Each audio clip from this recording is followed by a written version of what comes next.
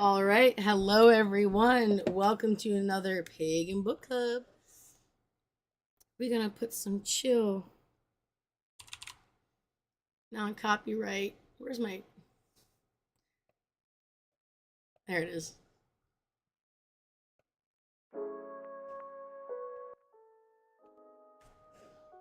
I don't think I can hear. Something's wrong. We're learning how to swear. I mean, curse at people. Sorry, I'm reading the comments from the Discord already. Like, yes.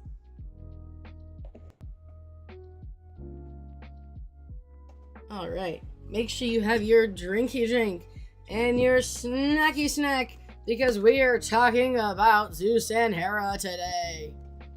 All right, we're gonna get our drinky drinks, our snacky snacks, because we are learning and talking about Zeus and Hera today. So basically, every reading from now on will be probably 2 deity sections. All right, so let's see. I don't know what page we're starting on, so we're just gonna have to get there.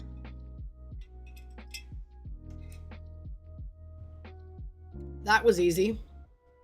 Let me put this over here.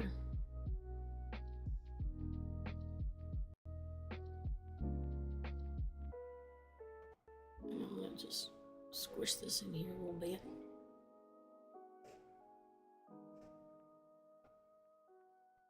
This way I can see all you guys' chats. Also, you're welcome to chat in the Twitch or YouTube streams as well. So anyone hanging out there, say hi. All right, so Zeus. I'm just gonna check over here. Okay, so in these sections, I want to highlight that there's an there's a personal like experience section. Those are in Hi Gabriella. It's a gorgeous name. And actually I'm gonna pop back to the beginning for a second so you guys can see. Where is it?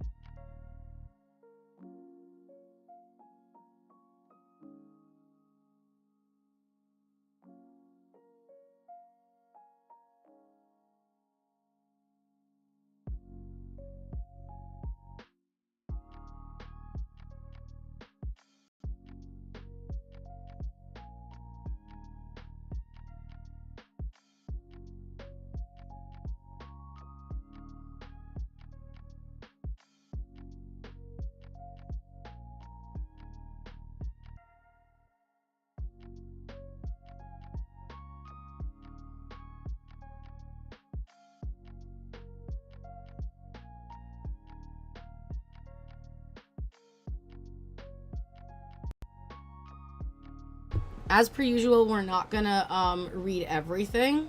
We're just gonna kind of talk about some highlighted points. So please go ahead and dump in the chat if there's a point that you wanted to highlight, or there's something that was interesting, or if you have commentary on something. I'll read it on stream, and we'll talk about it. The retellings, a little bit. There's not just, it's not just telling. In fact, it's telling very little about the deity. Actually, I just realized that my window's open. It's like 95 degrees outside, so like give me a minute. I was like, why am I sweating?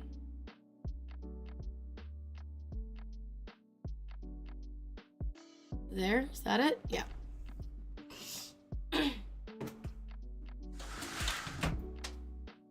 Welcome to California, people, where it's hot as hell, even though it shouldn't be. I mean, it should, but like still. All right, so I just thought this was really cool that Zeus, or I know what it's probably in this context supposed to be pronounced Zeus, because I can totally see that that's what they're it's directly derived from the Indo-European word Deus, I think is how it's supposed to be translated, which literally translates to day or bright sky. It is also used as Zeus's Roman name. Is preserved in Zeus's Roman name, Jupiter. which is also known as I don't see. What did we talk about? The spelling? What did we say? Go ahead. Someone figure out how to fucking say this word. Okay, so in many retellings of the Greek myth, both Aphrodite and Hephaestus lack a direct connection to Zeus, but in other versions, both are said to be the children of Zeus. Hephaestus being the son of Zeus and Hera, and Aphrodite being the daughter of Zeus and Dione. Dione? I don't know how to say things, guys. Yeah.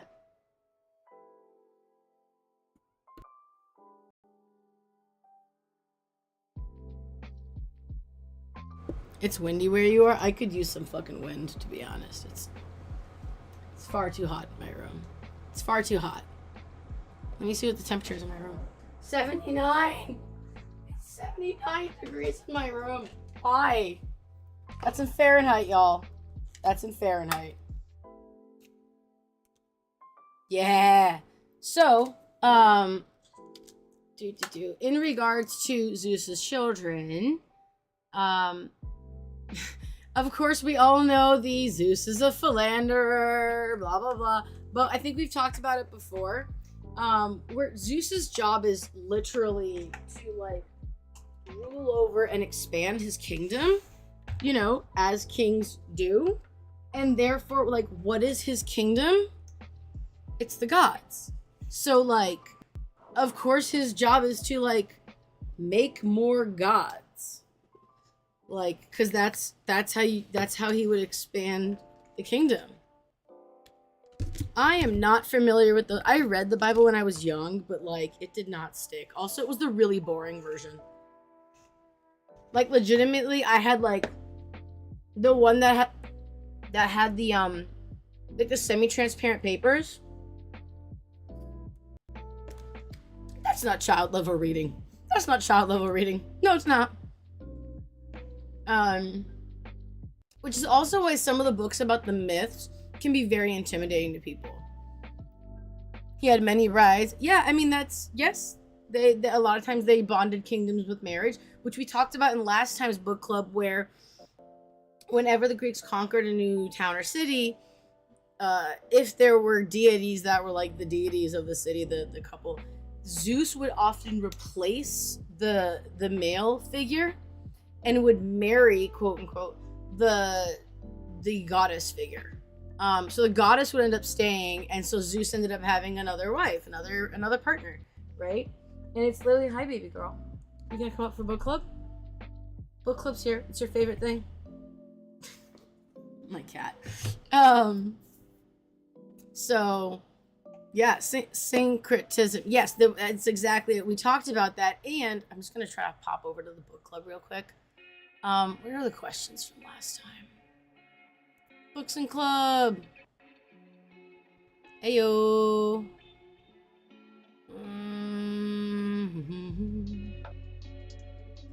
I have to expand it now so I can actually read the fucking sentences. Okay, so last time's book club, some of the questions, which I'll just read them out here. You're welcome to go back. I think it's pinned. Yeah, it's pinned. So if you want to go back and answer the questions from last time, you're welcome to do it in the server. You're also welcome to use it, obviously, for your own personal, book club notes. Although I'd really love the book club notes everyone has, if you have any. Okay. So we talked about here's the question. What are your thoughts on syncretism, both historical and modern? Do you see the gods as flexible and evolving, or as more fixed form? So that's one of the questions that we ask. We also ask questions like, do you use ancient magical tools or techniques? Of course, we talked about that last time. And yeah, so go ahead and check those out. Let me get back to the chat. So yeah, there were, he was known as a philanderer, just like kind of the bad rep that he's gotten today. Hi, Iridescence, that's a great name. So during the Mycenaean period, Zeus was like mostly inserted into the myths by replacing the now unknown father figures, right? Okay, so this was an interesting thing because we talked about this too. So few of the individuals reached the status of full-fledged god, like Dionysus and Hercules or Heracles. Their amazing achievements echoed the power and knowledge of their father. We're gonna come back to this, the notion of how only a few of them became actual gods. Although there is a double story, and I know that for Dionysus, there's another one where he just sachets onto the scene and was like, "I'm a god now, bitch." Super funny. Love Dio. Okay. So many of our ideas about ancient Greek society are colored by the emergence of the, at the time, limited democracy in Athens, but other city-states had kings. So I highlighted this because I thought it was really important, because I realized we hadn't said it. That like we are looking at this with like today's lenses, and we kind of have to remember a lot of the times that things were like very different, right? Things were super different back then. What was okay and what wasn't okay as to how we treat people, what the way things were governed and done in general.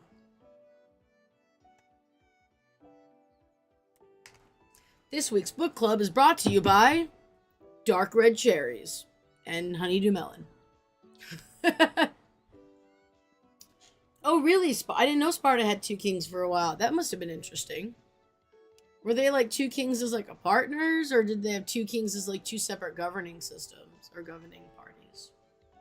I should move this on this side.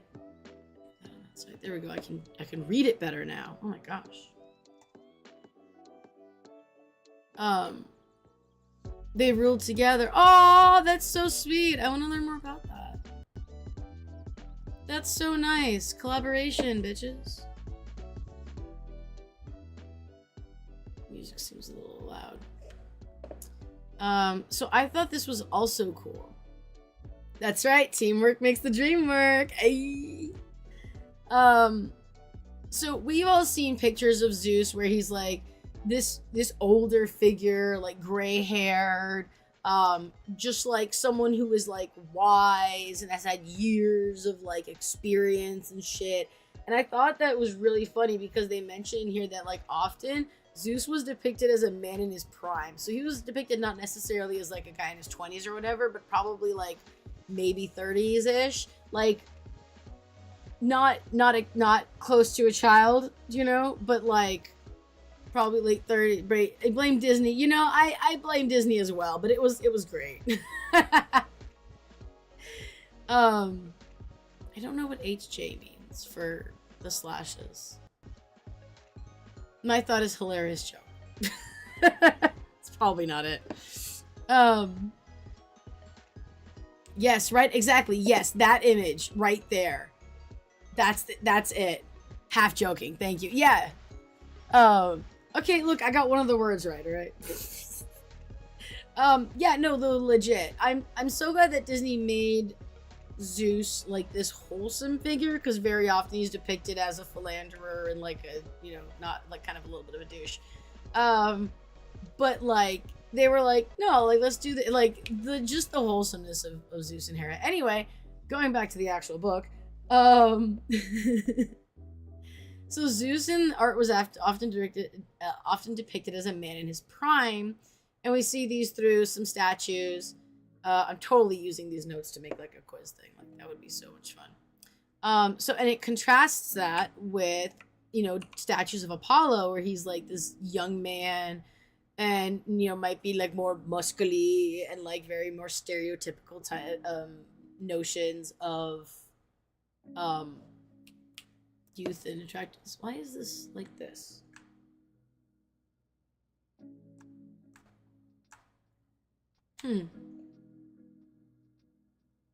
Okay, whatever. But Zeus in art was like, it was definitely like more powerful and like more mature and not so much like of a young like headstrong person. Like, not saying Apollo's headstrong, but I'm saying like not that those aspects of youth. He was unquestionably more powerful.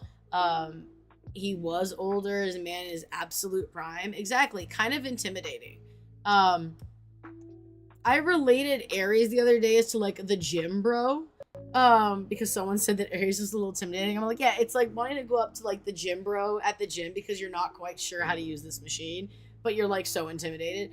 I feel like Zeus is more like that like CEO figure where they're like, oh my god, they've done so much, and like I'm so inexperienced, and like I want to go talk to them and like, you know, see if I can get this tiny bit of like amazingness and like little like knowledge that this person who has so much experience has, but also that's like the CEO of the company.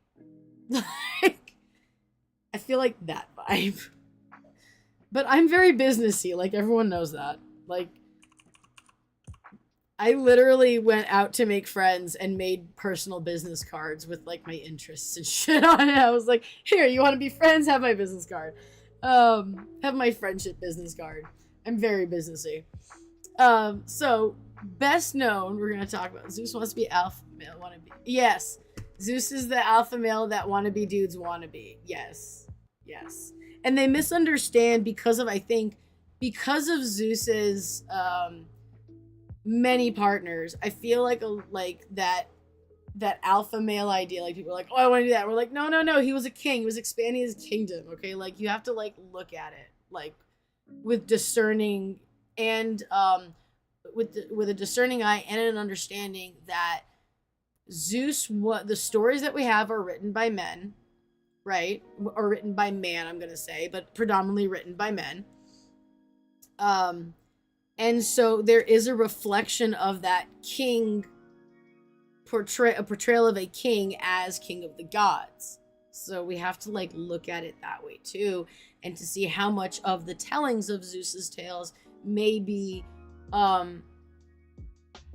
edited to more align with the socio-political, cultural dynamics within that era. That was like a really good sentence.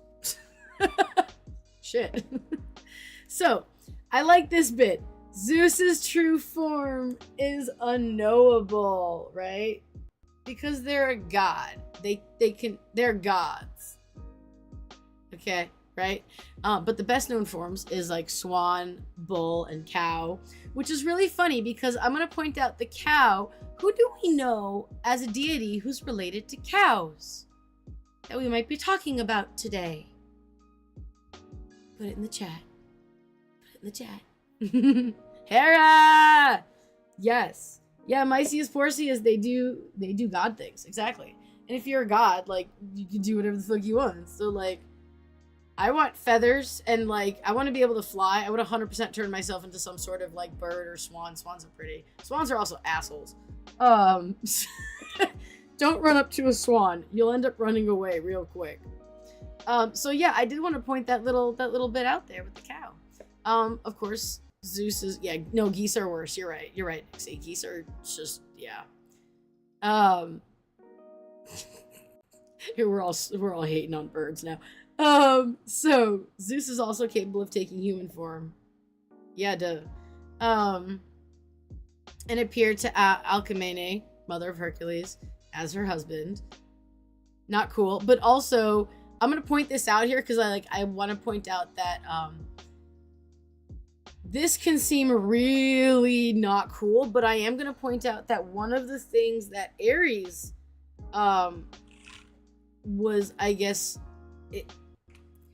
Ares would appear to the wives of some of his best soldiers to provide them with to console them that their husband is away at war and possibly dying. And I'm just gonna put that out there. So, like, meh. A cow is a female. Cows are female and bulls are males. If I remember that correctly. I'm not really good at, like, that stuff. Yeah, but he is associated with a bull.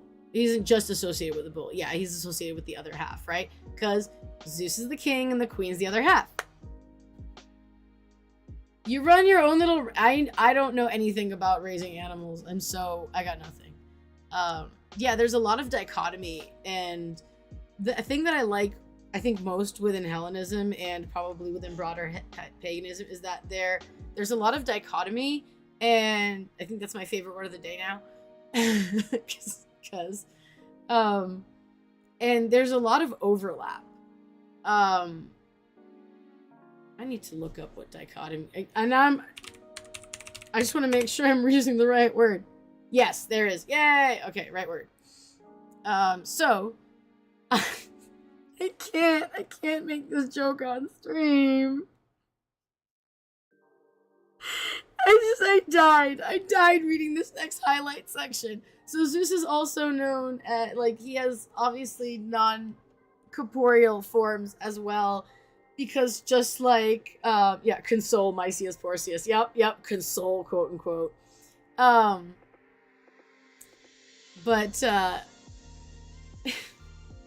So because he is also the sky, is not the personification of the sky. The personification of the sky is Uranos. That's not what we're talking about. I'm just clarifying that.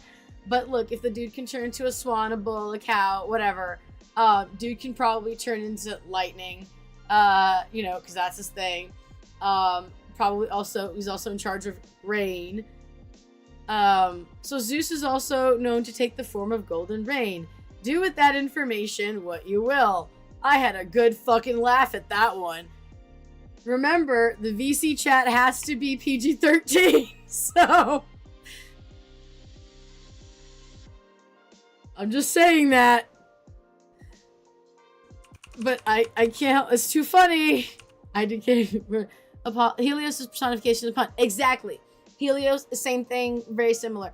Helios and Apollon. Helios is personification of the sun, but Apollo represents the sun. So, you know, Apollo pulled up in his chariot and went, Helios, sup, you want to go for a ride? And Helios is like, hells yeah, bro, let's go cruising. So much should be sometimes the way I describe the gods is fun. And entertaining even to me. Yes.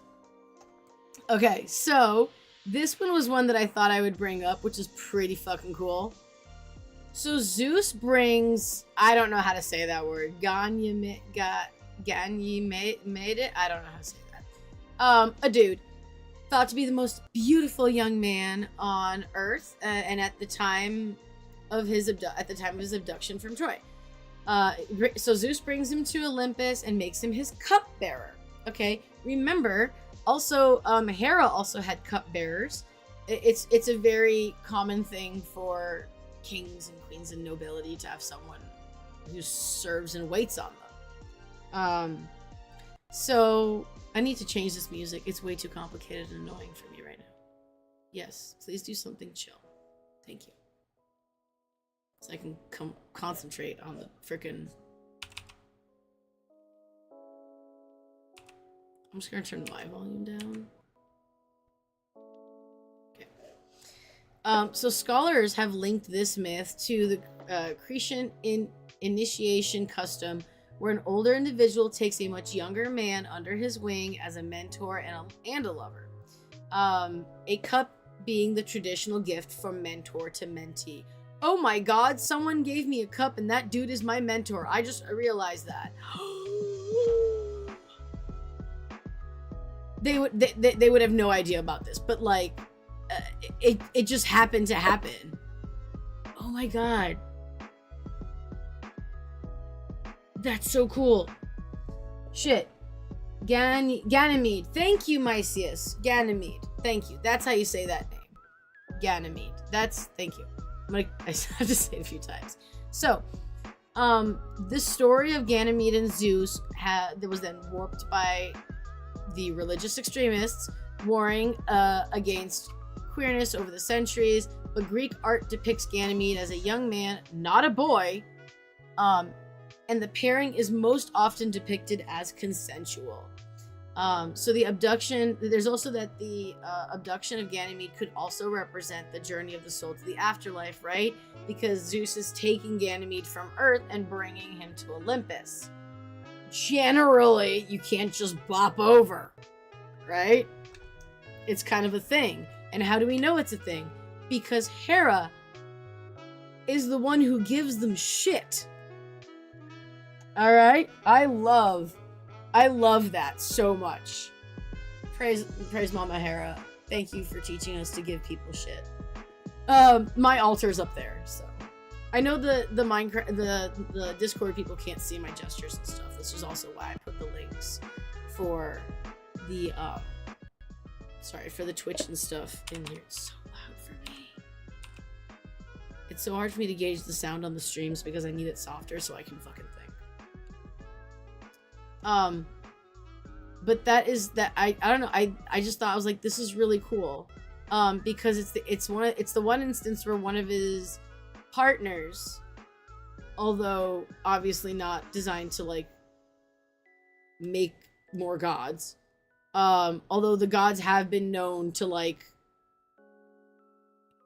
help make more gods by turning people into things, or make, you know, they can turn people into things. Anyway, that's too far of a rabbit hole to go down. But there's, yes, the abduction and arranged marriage. Yes. Okay, Nixie, I'm reading this now. There's also a thing that abduction, quote unquote, and arranged marriage were often seen as synonymous in some Greek stories. Persephone and Hades. Especially in stock poses for pottery. Yes. I love that, especially in stock poses. We have stock photos now. They had stock poses. I love that.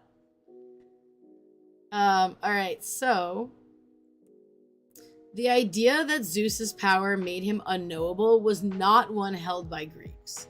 This is, I think, also really important because there is that notion in a lot of the major religions that like the gods are like, oh, the gods, or the god, whatever, the deity. Oh, we can't ever like truly know them. We can't, they're just such on another level. And it's like, yeah, that's true, but have you ever gone and had a conversation with like your boss's boss at any point, or like your boss, and you know they're at a whole nother level, but like we talk to them? Or have you ever stayed after class to have a discussion with the professor because you're like, dude, this dude knows some shit and I have questions about this particular thing and I like totally want to know what they know. Like this is just another level that like I am like hungry for.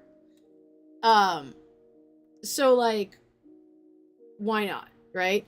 The Greeks had a much more, although with reverence and respect, had a much more everyday relationship with the gods. And we can see this, which is not mentioned here, but we can see this in the fact that a lot of homes and buildings from ancient Greece had specific areas that were dedicated to the hearth, dedicated to the temple, not temple, the area of worship in their home. And very often, for Zeus specifically, had either something like a little statue thing at the gate, if they had like a property edge that wasn't like the edge of their house, basically, as well as like on the entrance, because Zeus was protector of the home as well, and was also what's the word? I can't remember. Oops, dismiss. Oh, that's my phone telling me to have a snack.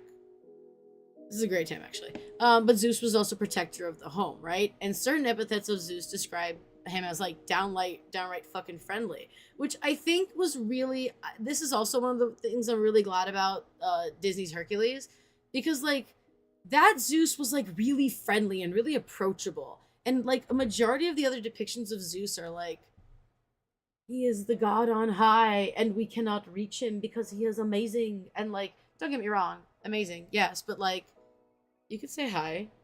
Ow, itchy. So we're gonna finish this and then we're gonna do a little break after this section right here. So Zeus, Philios, which I think Philatia. Let me just look up. Come on, Victoria. Are you? Yes, it's not Philatia. It's Philia. I don't know how to fucking say this properly. Philia. It is one of the 7 types of love, which will be the book that I write one day. And that is, it's the love that relates to friendship. So Zeus Philios guarantees the bonds of friendship and the bonds that often united quarreling cities in times of crisis, which I imagine as, who wrote it earlier? the thing about the kings. Nixie. Which, you know, Sparta having 2 kings makes total sense, right? Because their bonds of friendship united the quarreling cities and all that. And then as Zeus Xenios, right? And we're thinking about Xenia, the king of Olympus is also a god of charity. And to honor Zeus is to help feed and clothe a stranger. You want to be welcoming, right? And that's everyone's invited to my house.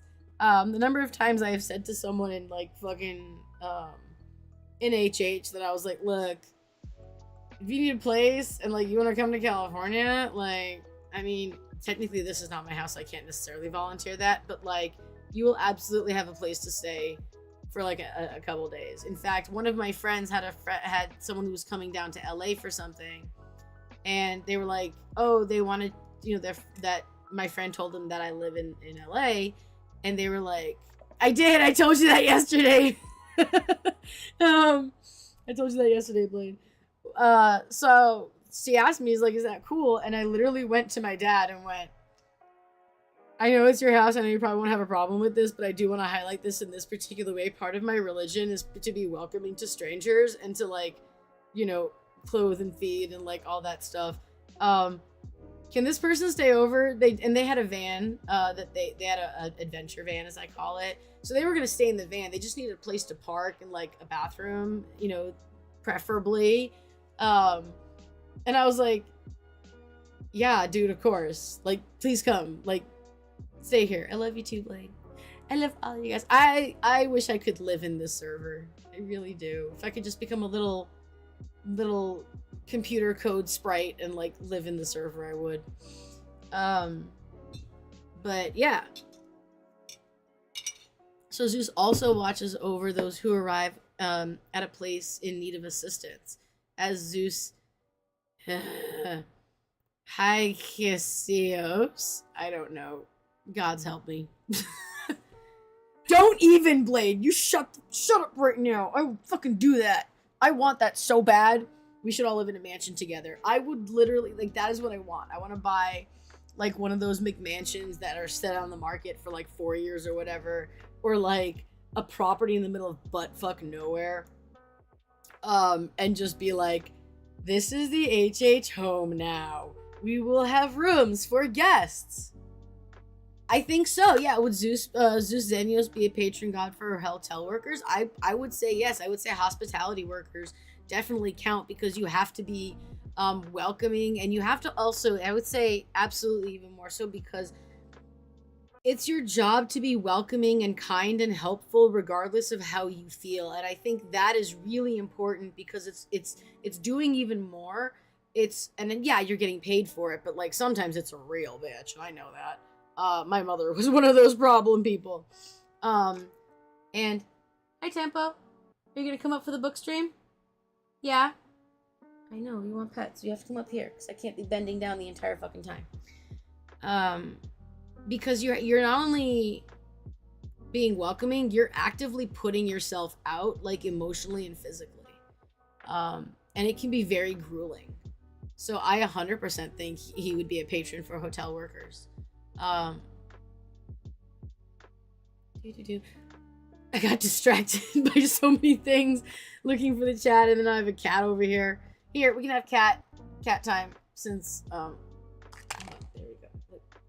I'm gonna give everyone a kiss.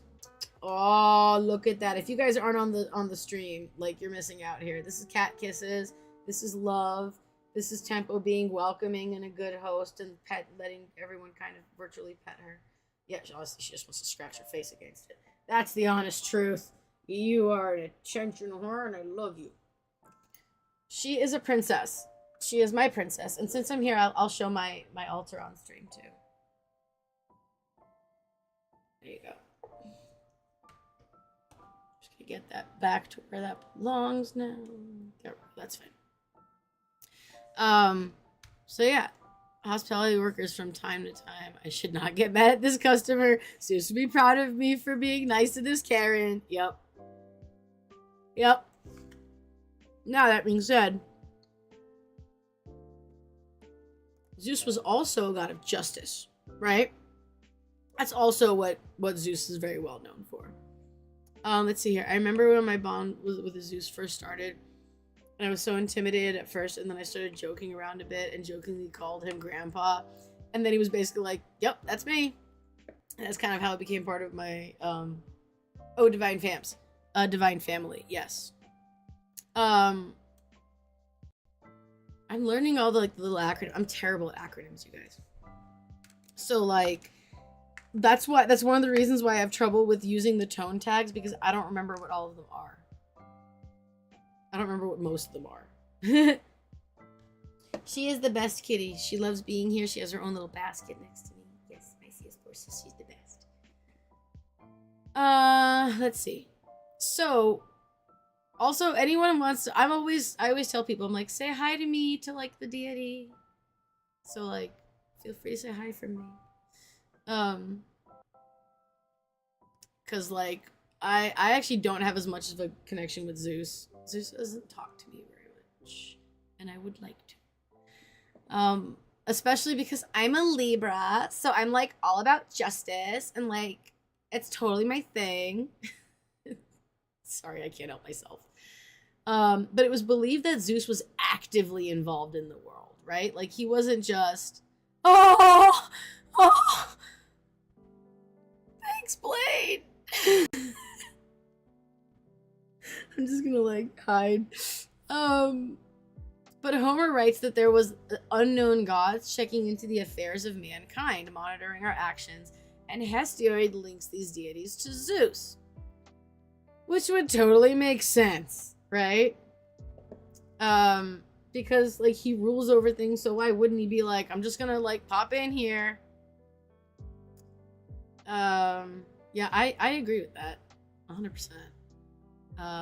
And the last thing I had noted here was that Zeus and Hermes destroy the town with the flood. So Zeus and Hermes went around and they're like, yo, looking at people as being like Xenia bitches, and they're like, no, GTFO.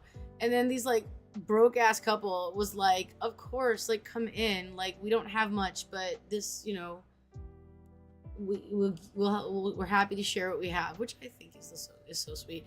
I think some people who have experienced that sort of lack understand at a fundamental level, and like we don't want people to have to suffer through things that we've suffered to. And I think that notion of we don't want people to suffer through the things that we know the suffering of is one of the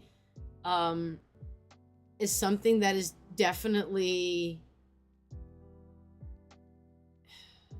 I guess it would fall under Xenia, but I also think it falls under, hold on, because we know that I love the 7 types of love.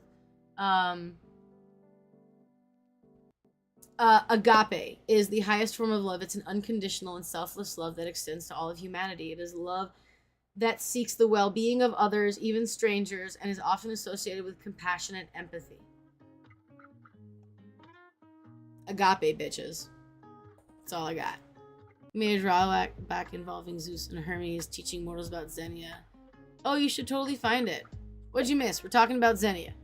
And so Zeus and Hermes go around, and this couple shares, and because that they're gods, their cups refill on their own, and that's how the couple was like, oh shit, these are not normal people.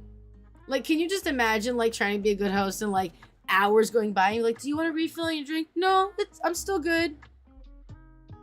Do you want to refill on your drink? It's been like 2 hours. No, I'm still good. Dude, you've drunk from that thing like 100 times. No, it's still full. Look at this. And they'd be like, I must be going insane. I think by time number 3 that you offer like a refill in their drink, you're probably going to figure that out and go, oh shit. So disgusted by the selfish behavior of everyone, Zeus and Hermes decided to flood the town and spared the lives of their hosts, making and made them the proprietors of the great temple. I put this little note in. Yay! With the bird. I love it. I wrote down here in my little margins here, it was their kindness that saved them. It was their own actions, and as such, by our own actions do we rise and fall. there is, of course, the notion within Hellenism that the story also involves a goose with Mysius Porcius. It's in the Blade's drawing that involves the goose is in the chat for the Discord server, so you should like hop in there, take a look at it. There's of course the notion in Hellenism that the gods aren't gonna do shit for you, right? Like they're here, they'll guide you, maybe they'll get their pom-poms out and cheer for you, they might help you a little bit and give you a swift kick in the ass, or like, you know, gently push you in the right direction, or gently push things in your direction. But like, oh, I can do that, yeah. I have to save it first.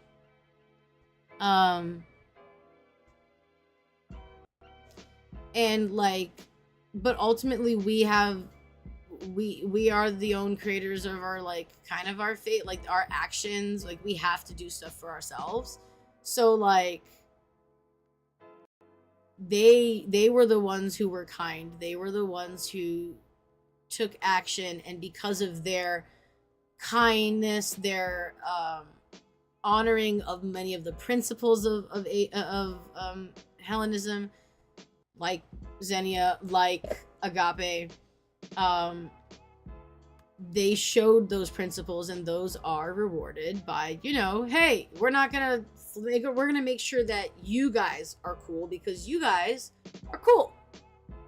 So like, yeah, that was my thoughts on that one. I'm open to other thoughts, or do you think that, do you agree with that hot take?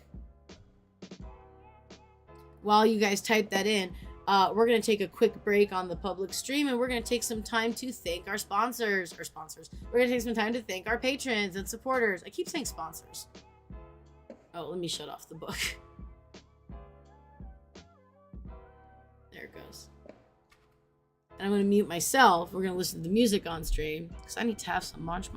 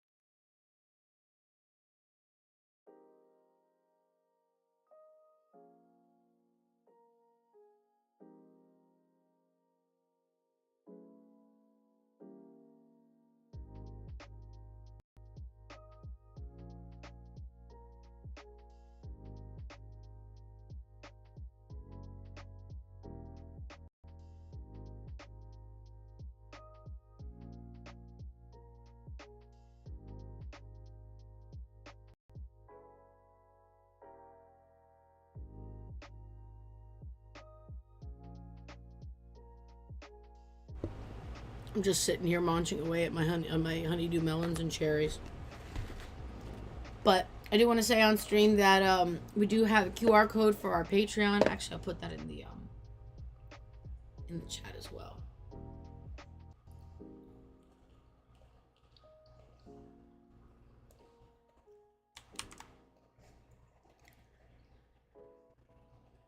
I'll put it in this chat, and I'll put it in this chat. I will also say, we don't need to be boosted beyond level 2. It's better to go and become a Patreon person, just because we don't need the higher levels on the boost. We don't have 200 emojis. We'll never use them.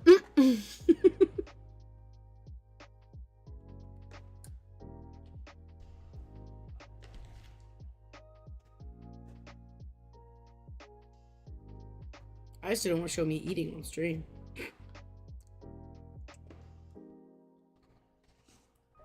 Y'all will see Mysius Porcius' name is yellow.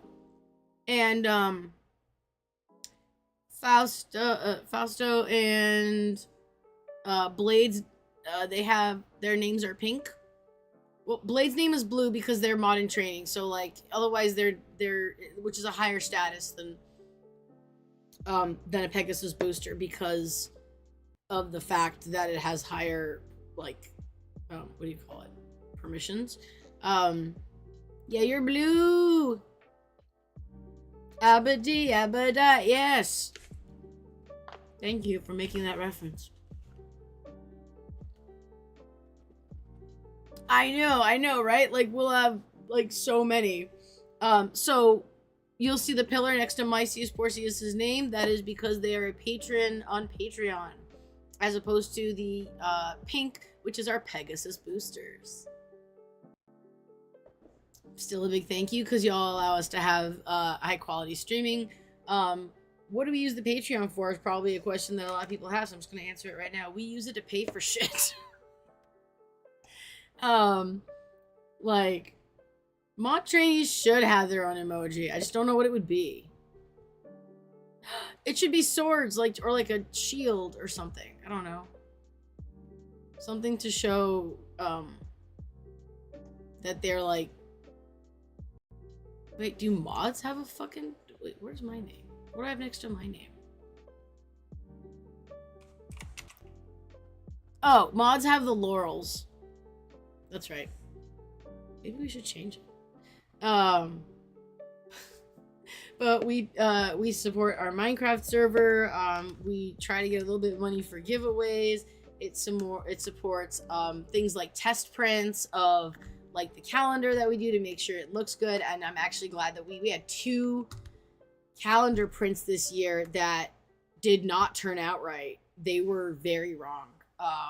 And we had to contact Canva. It was Canva. And be like, yo, this is wrong. And I think we printed 3 or 4 copies before we were like, okay, now it's doing it correctly. So that's some of the stuff that like the Patreon money goes towards. We also have a website, and of course with that we have domain, we have SSL certificate, and we have I bought a theme for it and all that stuff. And it also helps us because some of the activities we do, we actually purchase things from other pagan providers. So whoop whoop.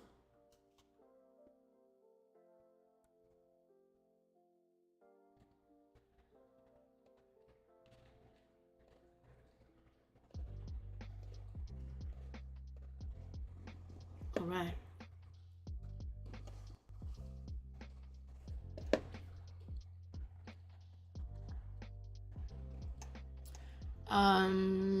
Okay. We are back at it. So, apart from the Skynet's terms, Zeus was the god of a realm seldom spoke of today. This is like really cool. Known as the Ether or Aether, whatever. The ancient gods, I'm not muted anymore, am I? No, good. The ancient gods believed that there were 2 levels of air. The lower air was where people live, die, breathe, all that stuff. But the next level was the beginning of the clouds where they reached the tops of mountains, and that was the Ether. The Ether was thought to be a fiery realm, and it's, where Zeus and the other gods made their homes. The fiery nature of the Ether is why Zeus is often equated with fire. The ancient Greeks had several mountains known as Mount Olympus as well. This was something I didn't know either. The name was a way of designating the highest visible mountain where the ether could be seen and experienced if one wanted to climb to the tops of mountains. And although no one ever built any temples up top, they did leave offerings. The Olympians are Olympians because they dwell in the ether, not because they live on top of a specific mountaintop. So it was literally like, all right, this city that we just conquered, what's the tallest mountain we can see from here? That one. That one is now being called Mount Olympus. This also highlights the aspect of like, it's the intention. It's not, doesn't necessarily have to be like, you don't have to have a statue, right? To honor the gods. You don't even have to have a picture, but you could have a picture, right? And in this analogy, we're going to say you have a picture. It may not be the original Mount Olympus, but it is a representation of that, right? So you don't have to have a mountain. You can just, point it, and be like, that mountain. And that's, representation of this mountain. Oh, I also wanted to read some of the comments on here on stream, actually. So Nixie was saying that the idea was that like gods help, but they don't do miracles. And also the phrase that the gods help those who help themselves. 100%. Let's see. There's the little thing that the priestess sang. I didn't mean to click the reference. God damn it. This is something. So in the Roman aspect, the word Jupiter means father, and the god Jupiter was equated with the Greek Zeus Pater, Zeus the father. I think it's Pater. I think this was funny that Emperor Augustus like wanted to be like, I'm Apollo, I'm young and beautiful, and I'm the sun, the thing that gives power and life and all that. But like the artists were like, no bitch, you're a king. You need to look like a king, and like in your pictures we need to have that vibe. And I just love that. It was almost like someone was like the PR guy for this dude, right? And be like, I get it, you can say that all you want, but like when we're putting out stuff for the public, like you need to be kingly. I really wish I knew how some of these conversations went. But I thought this was really interesting. Zeus is also the pagan god that is most easily equated with the beliefs of monotheism. I say what? You went into it, Jesus. I don't know. Is that a bad word? I feel like that's a bad word. Like I shouldn't say that on the stream. That's funny though. Oh, Mycius is a couple PR people. Nice. I'm sure they did. You're the one in charge of writing stories about me. You're the one in charge of doing the graphics and doing pictures.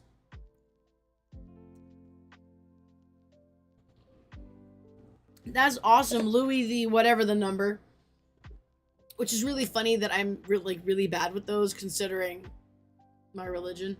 That another king was termed the Sun King because he played the part of Apollo in a play. That's really cool. That's so sweet and wholesome too. So, Zeus was was most easily equated with the beliefs of monotheism. Latin poet wrote that Zeus was the begetter and the mother of gods and the one god and all gods. So after about 1800 BCE, Zeus's supremacy in literature was eclipsed by his son, brother, grandson, Pan. That's pretty cool. I knew nothing about this. I had to go look it up. Where did I fucking look it up? Is it here? Yes, it's in here.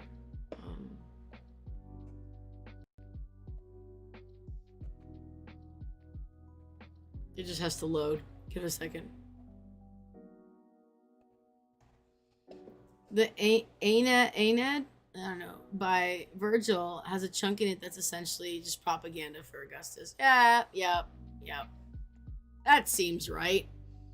Okay, so there was a shift in focus from Zeus to Pan. The dominance of Zeus or Jupiter was around 1300 to 1800 BC, which we can also see in the text. Right there. But where's my notes? It just disappeared for me. It scrolled up for some stupid reason. It was probably because I was scrolling to get to this thing. So yeah, between like the medieval period of and the Enlightenment, Zeus was the predominant classic deity in English and in poetry and prose. And authors in the Renaissance and Enlightenment may have invoked Jupiter to symbolize authority, cosmic order, law, patriarchy ideals, etc.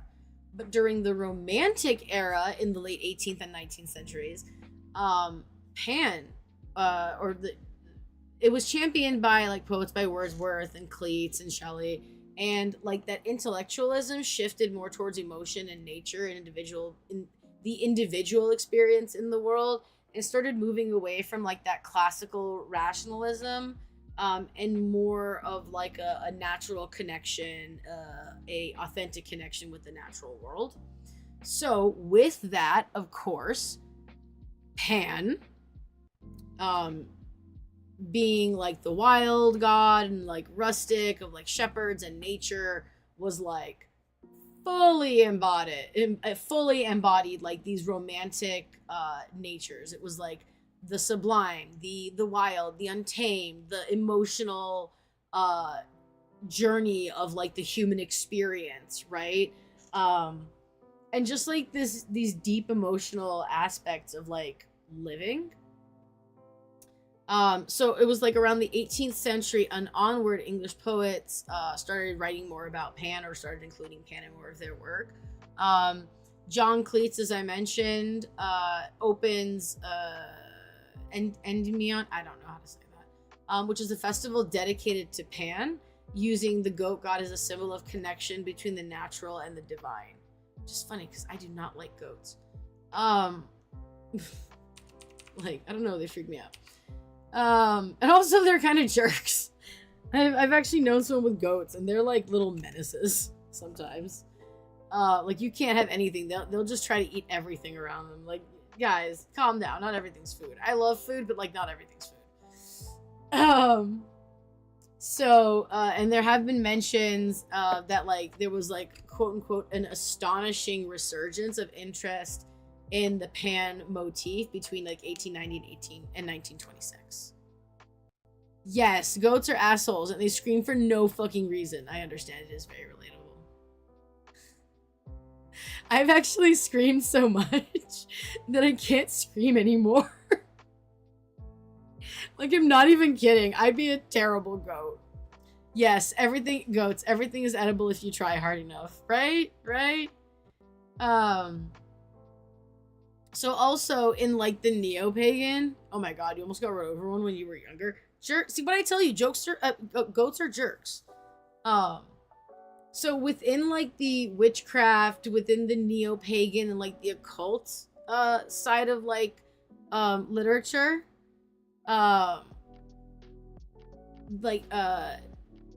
who was it? Crowley. So Crowley also saw and mentioned Pan as a powerful symbol for like nature and like fertility, and I think like spiritual, like not like it was more like that spiritual like instinct or gut feeling kind of thing, which of course further increases prominence like over like the classical, more stricter, like kind of orderly figures like Zeus, like Jupiter, and like, yeah, very very common among the neo-pagans, the romantic era neo-pagans and like occultists, etc. Cue the video of "Would you not eat my pants?" Yes, goats, please don't eat my pants. I've had a goat try to eat my jacket. I was really mad.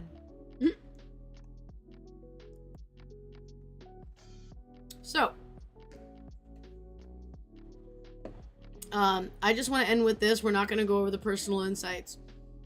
Zeus is a far more complex god that mythology often leads us to believe, and also far more knowledgeable.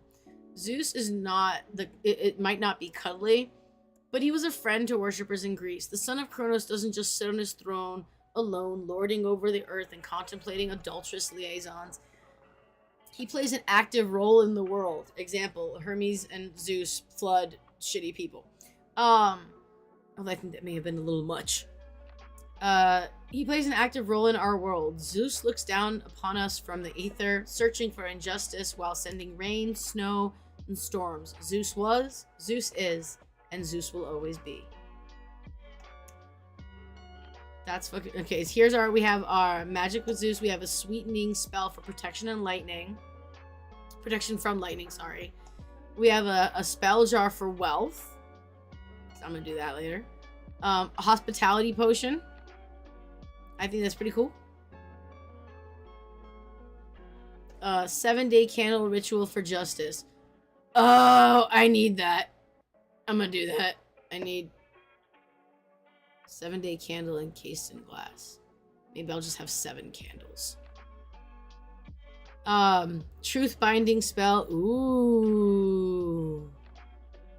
I have a court date coming up, so like that. Yep. You're stop calling yourself a goat. All right, Hera.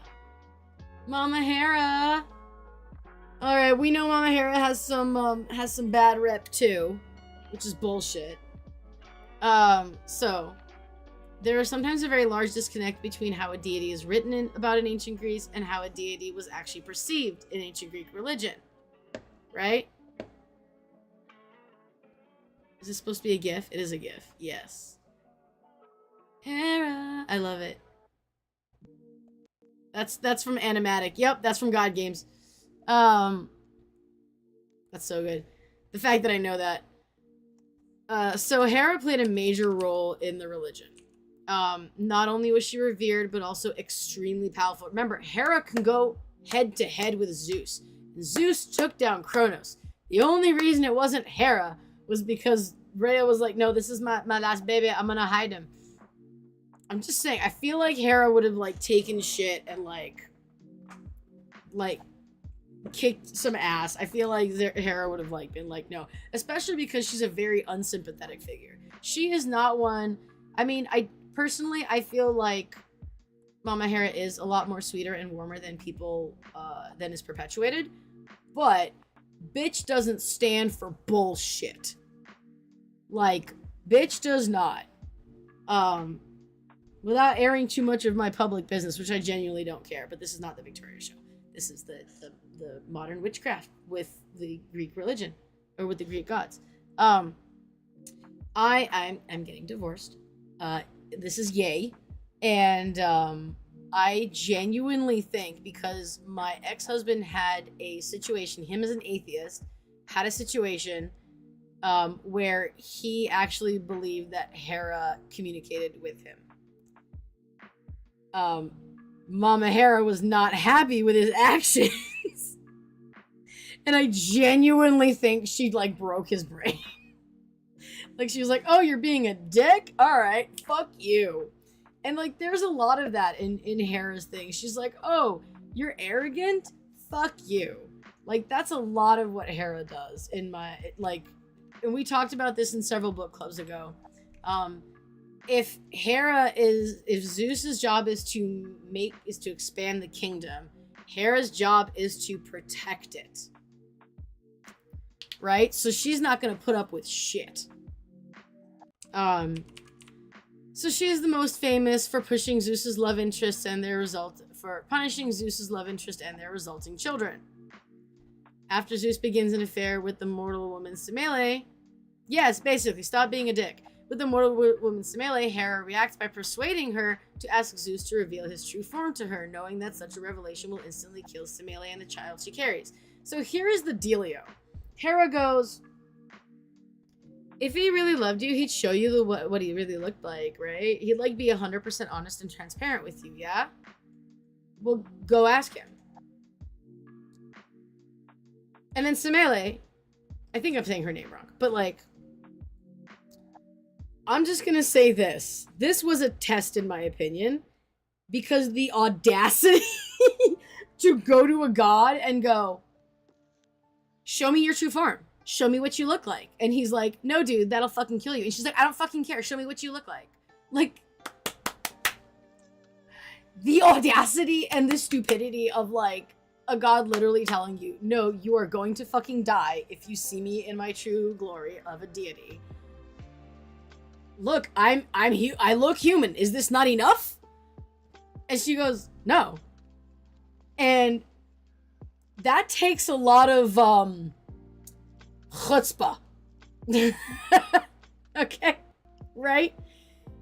And Hera's thing is like, you like, is that the behavior you want? Is that like, is this what's gonna happen? You're gonna be this like, yeah, she put it in her head, but like, there's a difference between a friend or someone telling you something and you actually acting upon it, right? She didn't make her do this. So, because of that, that didn't go well for, yeah, Toastella Zeus. I love you, my sis. That was great. And you enlarged it. Stop being in it. You petitioned to make this a sticker. The petition will be brought to the mods. Oh my gosh. So, and then Leto's pregnancy, right? Extended her suffering. Okay, look, Hera is, I believe, I need to check this before I open my mouth and say something stupid.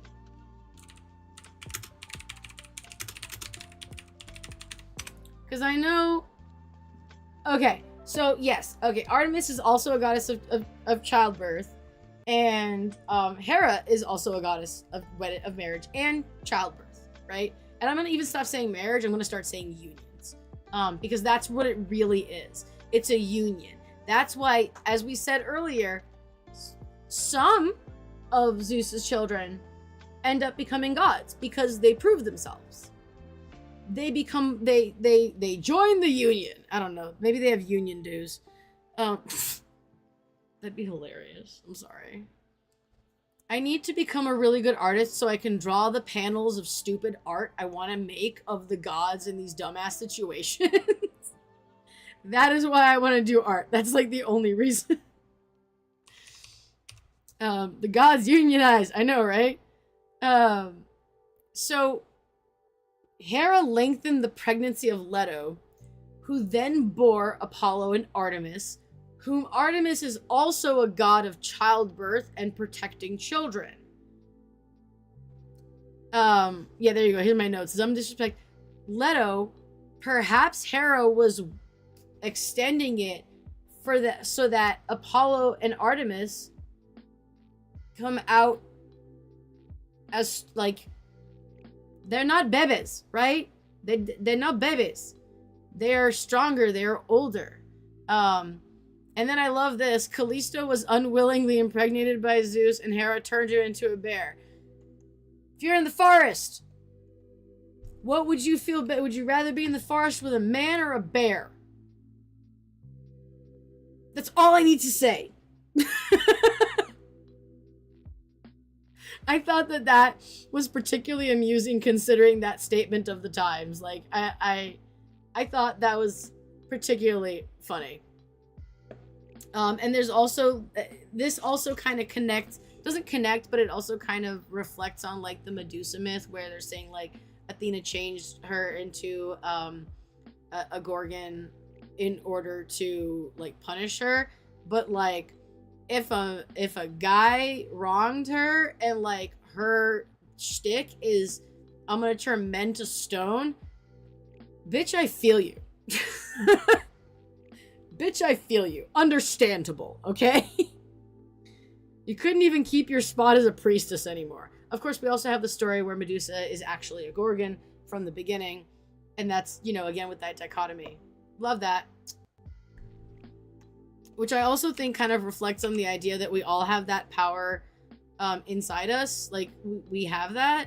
And that we just have to, like, if you combine those two myths, like, it's that we have that power inside us and we just have to be willing to be, we have to be willing to fight and like defend ourselves. And even if that means turning men to stone, I mean, at least you have a nice statue for the garden. What do you want?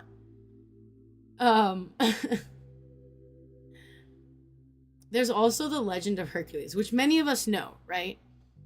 But I want to frame it in a different way. So there's legends of gods, like here, legends of the gods and god and hero Hercules or Heracles. After Hera gave him a bout of madness, Hercules killed his wife and children. His legendary 12 labors were punishments for these actions. Hera was clearly the villain, quote unquote, in the story, and yet the warrior god is named after her, his stepmother, which also denotes that, like, there was some sort of, like, relationship, right? And Hercules means the one who won fame through Hera, and is likely that Hercules was originally a servant of the goddess. Hera and Hercules do eventually make up, but not until Hercules' death and eventual ascension to deity.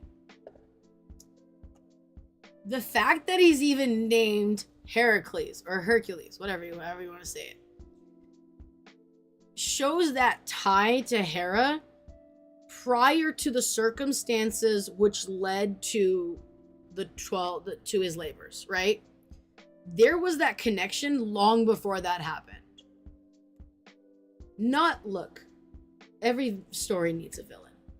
Sometimes you don't get a choice and you're made the villain. And look, in my opinion, I'm a good actress. Let's go. But like, every story needs a villain, something to overcome, something to get through, something that we not only explore the character and, and their character, but also that shows the obstacles that they overcome and their determination. I can't think of the word right now. No one wants to be the villain, but we need one. And perhaps Hera took upon that role because it needed to be done. And considering the other aspects and stories that we've seen of Hera, bitch don't take shit. And she's like, look, I don't have a problem doing the dirty work. Like, I'll do it myself. I don't need anyone else to do it. I'm gonna do it myself. I'm gonna take responsibility, and I'm gonna, it sucks. Sorry. It sucks, but like, shit's gotta get done, right? And eventually they make up, right? So like, I mean, I don't think I'd forgive someone who like made me kill my like partner and kids. But that suggests that there is some understanding that has come to, right? And eventually she was the family became united. Bitch did what she had to. It's bullshit. I feel like we could have gotten there with like less murder and less grief, but I didn't write the story. It's not me. Thoughts on that? Like, how do you feel about the idea that like perhaps this was her role? It obviously doesn't strip her of the responsibility and the horrificness of the actions, the same way that Zeus doesn't get, no one's getting off scot-free here. But maybe there's a reason. I don't know.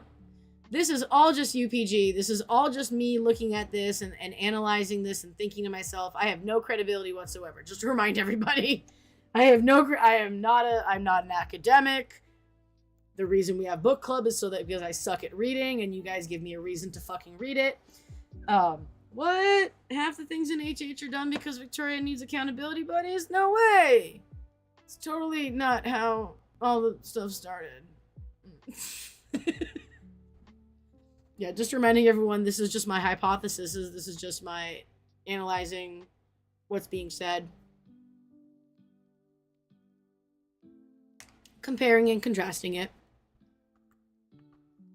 I'm going to wait to see if anyone has opinions on that, because I realized I just did a hot take.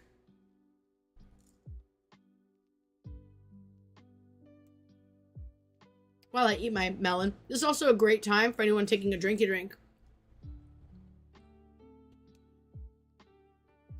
So, Nixie, I also think a lot of her bad rep in the myths is simple misogyny, as the ancient Greeks often did. Yes, again, we have to remember that these stories are written by men, generally wealthy men, because they have the opportunity to learn how to read and write. And there is a thing, you don't want to necessarily portray the women at the time as just as, or if not more powerful than the king, right?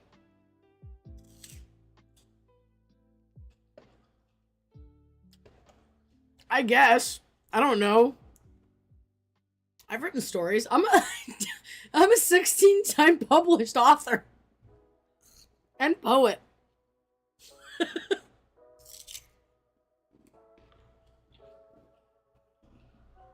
It's what I do. Oh, yeah. Yeah, I'm sorry. I should put that in my bio.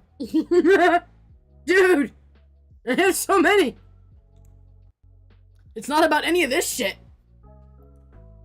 Hi guys, I have a company. I teach kids financial education and money management. I have books from everywhere from K through 12. To be fair, I only wrote the K through 7. I also have been published in 4 newspapers for my businesses and like interviewed as a business owner, and I have been published I think another 4 times. 1 as a short story and 3 times as a poet. Welcome. There you go. Boom. Lore dropped. I've tried to scrub some of them, to be honest, because they were a little cringe. I was young. I'm 35. Oh my god, I'm 36 this year. Jesus. Alright, back to the book.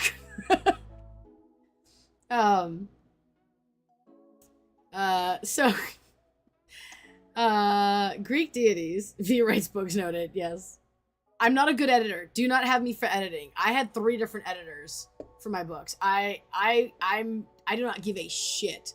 That's why often you see me don't use capitalization. I don't use like a lot of grammar shit. I'm terrible at that. I don't care at all. I write shit. That's why we need more editors. FYI, we're probably gonna do a post soon asking for more volunteers for editing and other departments of HH that could use some hands. Yes. I mean, look, if you have experience editing, please, you know, Fausto, I already think you're volunteered. I think you're already on that.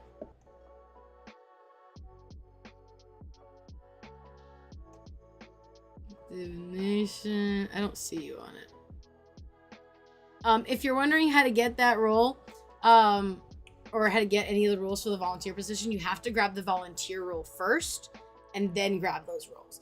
And that's just so that we can, we know that you're actively volunteering to do X thing, right? It also gives you a little bit more access.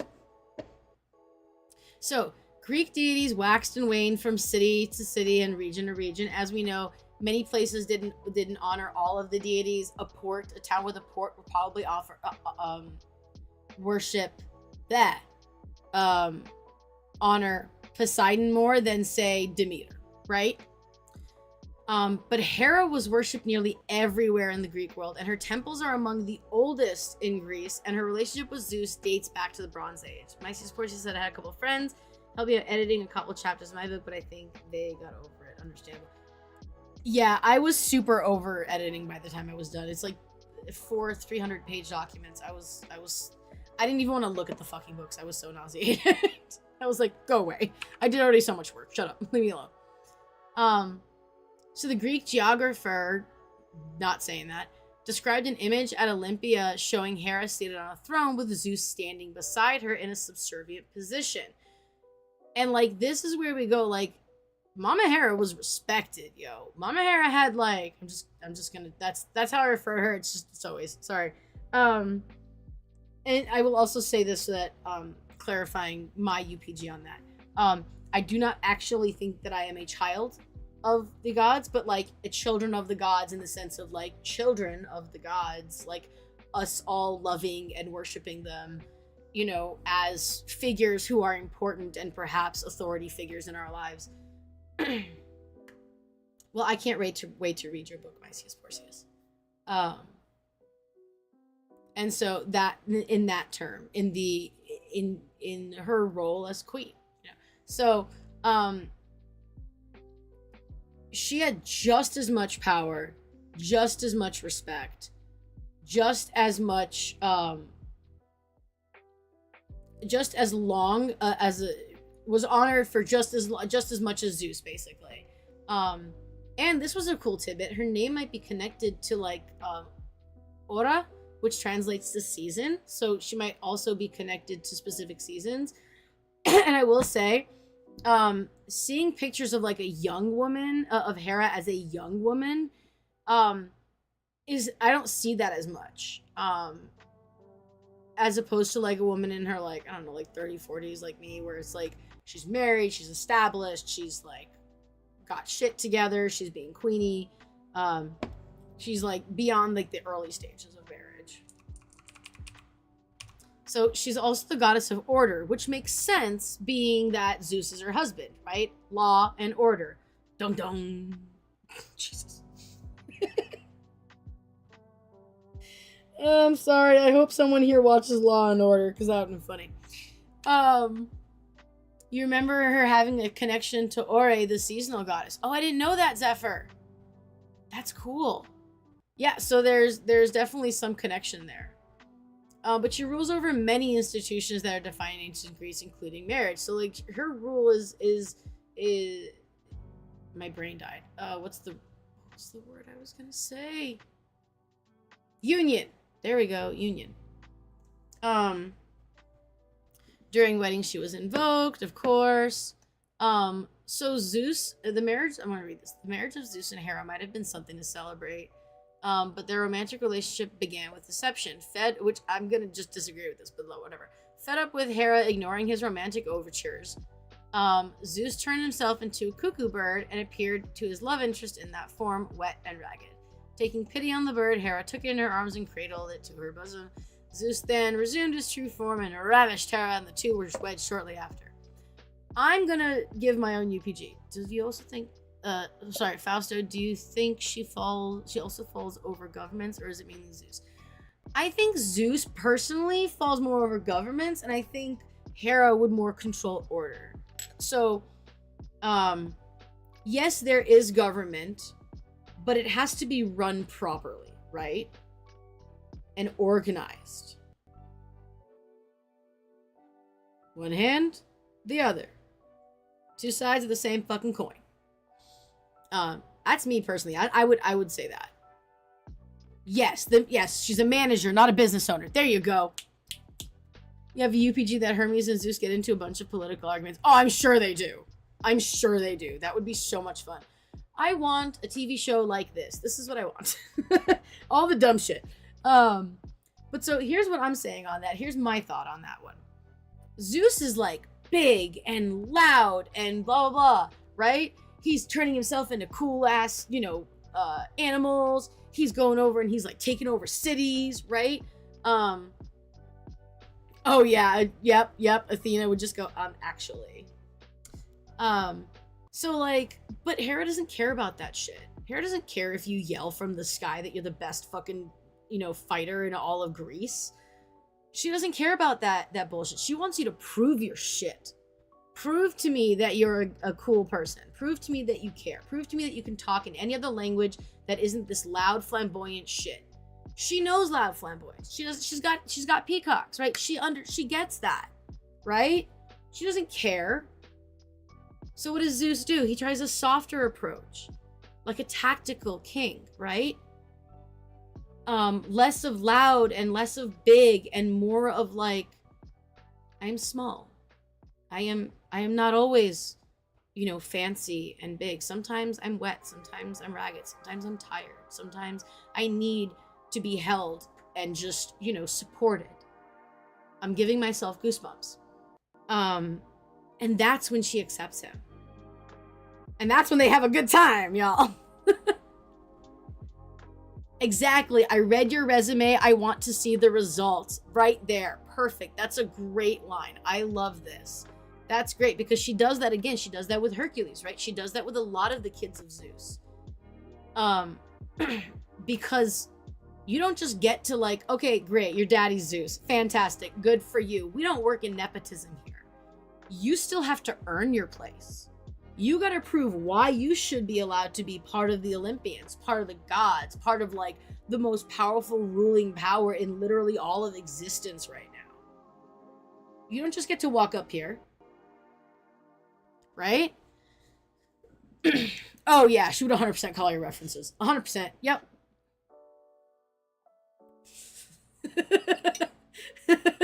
Zephyr, I make everything business. I'm infecting the server. It's just so easy to relate to. But I'm on an action figure. Exactly. That's a great point. Fausto's making a great point. I know Disney's Hercules isn't accurate, but it reminds me of the plot where Hercules was like, but I'm an action figure of speaking to Zeus about is he ready to be on Olympus, right? And Zeus is like, no, I'm sorry, you're not. Thinking that it would get him to live amongst the gods, and that wasn't what the value was, right? And the Nixie is saying, I'm going to continue on that for a second. Do y'all remember in the movie of Disney's Hercules? This is where I love this because I'm not sure if it was done on purpose, and I actually would love to know, because wasn't it Hera that told him that it's not about, like, at the end when he becomes a god, right? And she's like, it's not about the strength, it's about your heart. Like, when you sacrificed your life for this woman that you love, that's what got you into being a god, right? My whole life is business, of course. I know. So Nixie's saying their myth of the union can also be a beautiful analogy for how we should show our vulnerability in order to have good relationships. Nixie, goddammit, I fucking love you. Oh my god. Fucking yes. Yes. Yes. So hard. Fuck yeah. That is exactly it. I literally just watched a video the other day that was literally,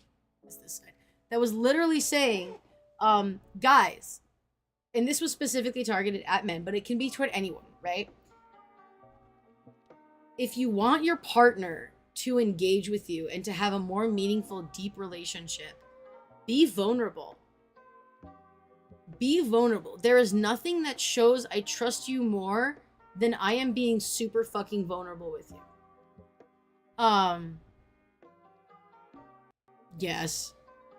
Let's see, hold on. Yeah, when it's genuine, that's what counts. And that's why we always say here, like, it's the intention, right? That's what counts.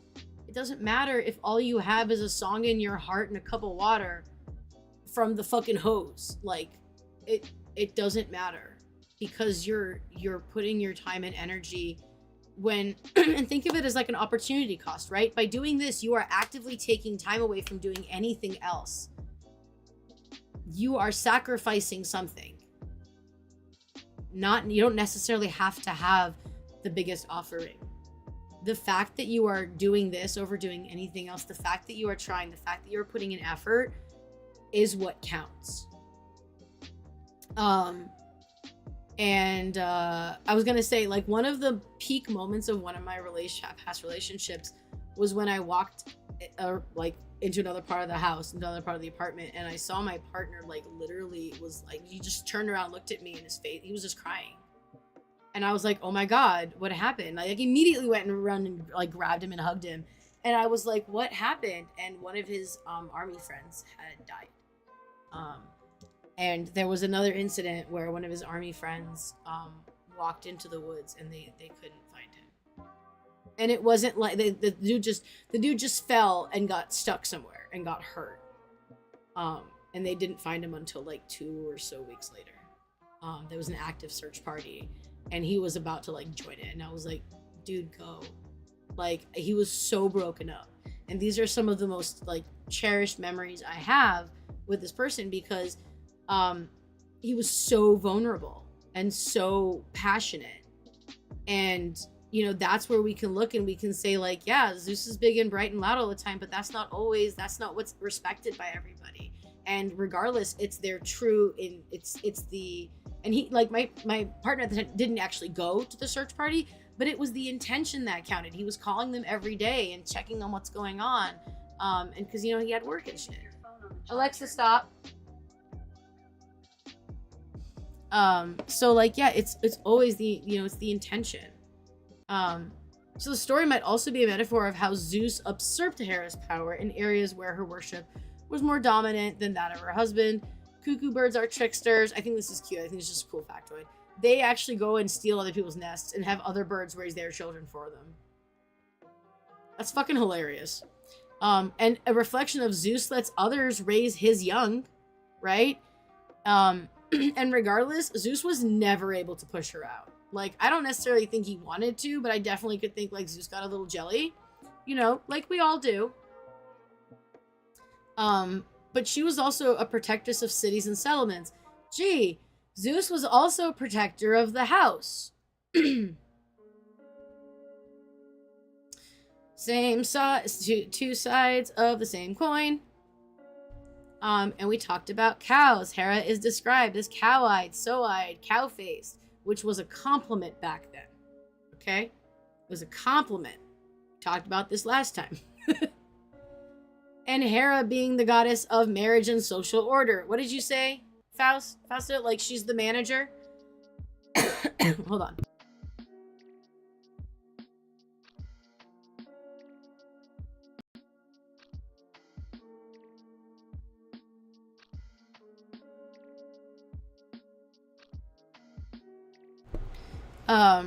So she was also the mother of Ares and Hebe. And I think they were honored a lot because they were more relatable to humans. There's a lot of war, so a lot of men were going to war. A lot of men were, there could be people coming and trying to pillage, so that's of course more relatable back then. And Zeus's children from his mistresses were also much more relatable in prominent roles because they were humans, right? Or they were part human. So it was a lot more relatable, I think. And it's a lot easier for a character to become more popular if they're relatable, right? A lot of figures that are followed is because they're talking about relatable stories. They're talking about relatable experiences. So, and that's something, of course, that we, of course, see here within the server. Bye, Mysius Porcius. We connect here because we all relate to the love of the gods, and we've all had a lot of similar experiences, either within worship or within, that beginning of worship. Like, how many of us, like, legitimately came into the religion and then were immediately overwhelmed by how much information there is, how much you wanted to learn, and, like, just overwhelmed. And, like, so many. Literally, that's one of the things I actually haven't said it recently, but, like, I used to say a lot in the entrance, like, yeah, if you guys get overwhelmed, like, especially when talking about the library, yeah, that can be overwhelming. So she wants, and here's the thing. Hera refuses to be defined by anything or anybody else. She's not a mother. She is the queen. She does what she wants, right? Especially, I would say this is very important because a lot of people got kind of, you're a mom now, you're stuck with it. This is your kids, and I've been through a lot of kids education places and been in a lot of mom spaces. I've definitely seen this notion of, like, okay, I'm a mother and now my kids are leaving the house and I have no idea what to do with myself. And they lose their identity in becoming that role and caring for that. And Hera's like, no, I'm gonna do what I want. No. So she wants and refuses to submit to the will of anyone else, even Zeus.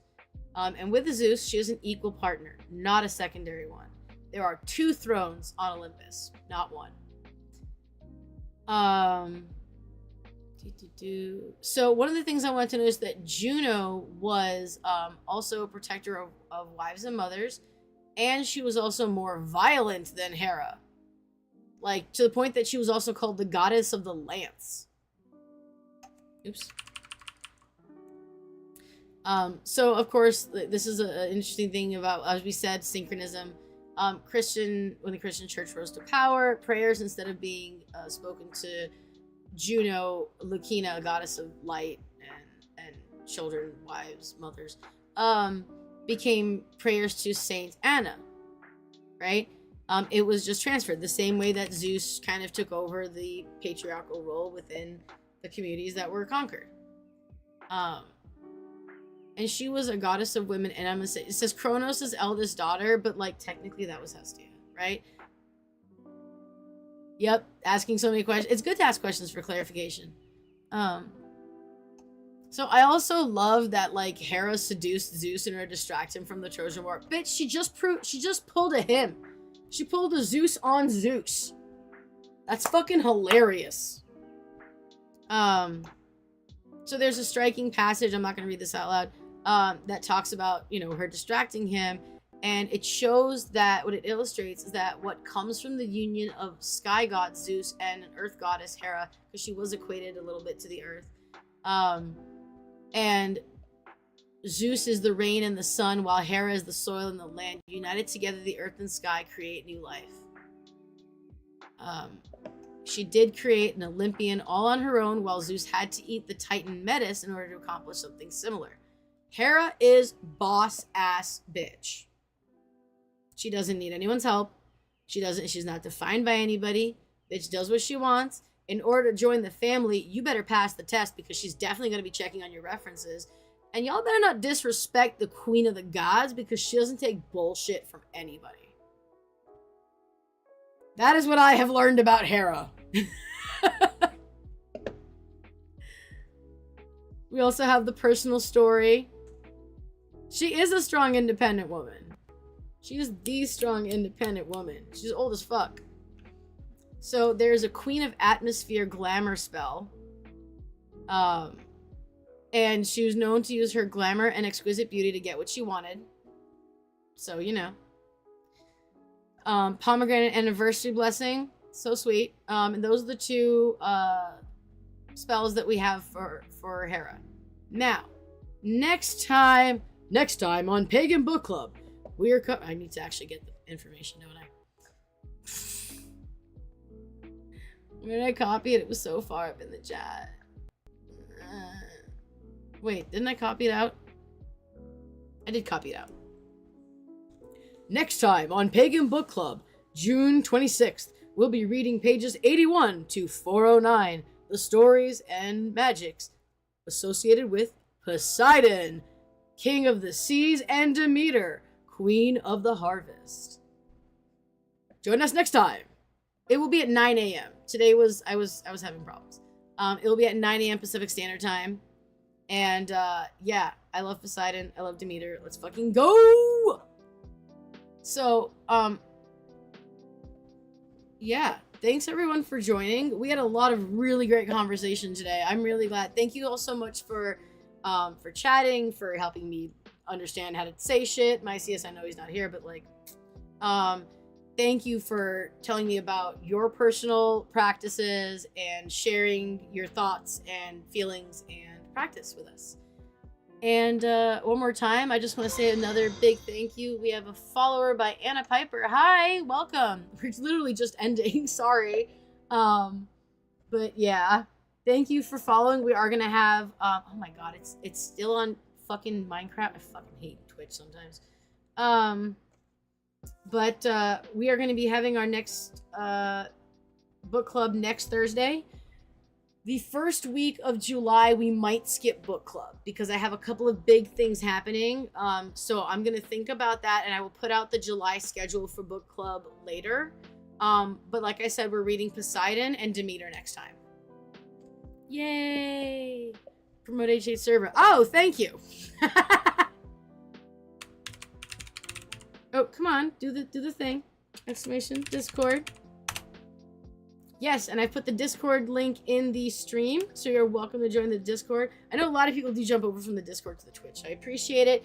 You guys liking and sharing and following and subscribing, all that stuff on our social medias helps push our content to other people like you.